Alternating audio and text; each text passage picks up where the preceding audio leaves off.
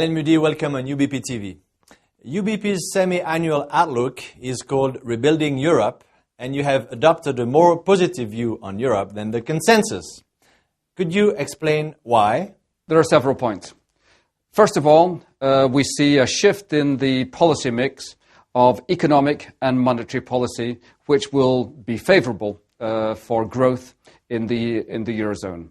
We see a shift away from austerity, which has been the leitmotif of the European authorities over the last few years, from austerity to growth-friendly policies. And we believe that the results of the German elections in late September will confirm this historic shift. Secondly, budget controls have been relaxed in that France, Italy, and Spain have been given extra time to bring their budget deficits back in line with the European Union criteria. There is, in addition, controls in place on budget spending to ensure that such deficits will no longer recur in the same way. Also, we have a shift in the underlying outlook for the economy. Purchasing managers' indexes are rising.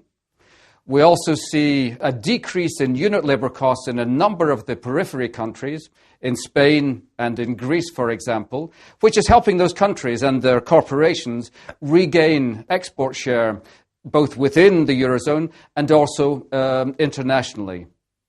Finally, the European Central Bank will, we believe, in collaboration with the European Investment Bank, institute a programme of credit easing to ensure that borrowing costs for corporations and for households within the eurozone are harmonised with no longer the large discrepancies that we see today.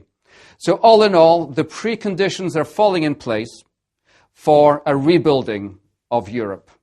You are still bullish on equities. Why are you specifically bullish on European equities? You're right, Jérôme. We remain bullish on equities, which are our preferred asset class for 2013.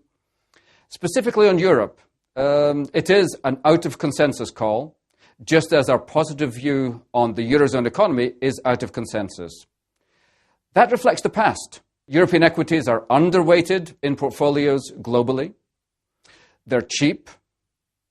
And we think the market is ignoring the positive impact of the operational leverage which we see for corporate earnings within the eurozone.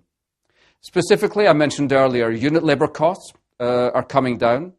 Companies have restructured. They've reduced their labour force. The labour force in place is more productive. And as borrowing costs come down for corporations in the eurozone, that will enable companies to have a very high degree of operating leverage to the improvement in turnover that we see coming. So yes, we do like cheap European equities.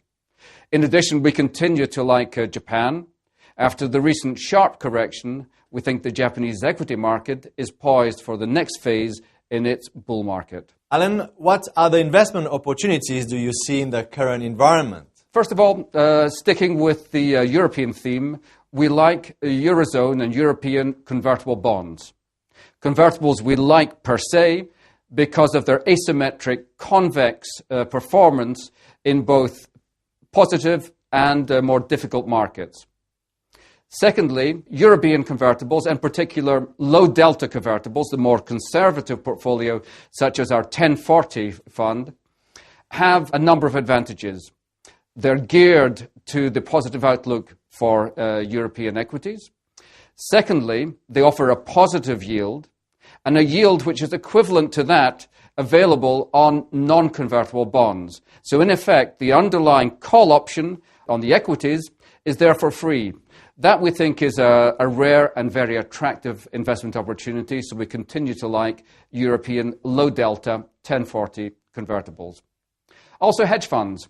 We've recently increased our allocation to hedge funds in our managed portfolios. And why are we doing that? A couple of reasons. First of all, what we hear from our in-house fund managers and indeed from hedge fund managers globally is that markets are beginning to normalize with more differentiation between stocks and sectors and individual stock markets, which is positive for active stock pickers. Secondly, we've seen an increase in volatility in equities, but also in fixed income markets and in currencies. And this combination of a normalized, discerning stock market and higher volatility is a very positive opportunity set for active long-short managers with a trading approach, and secondly, for global macro strategies, which we think are well positioned to benefit from this. So, in conclusion, a positive outlook on the eurozone, a positive outlook for European equity markets, a positive outlook again on European convertible bonds, and finally, the upgrade in our allocation to hedge funds for the reasons I've just mentioned. Alain Mudie, thank you very much. Thank you, Jérôme.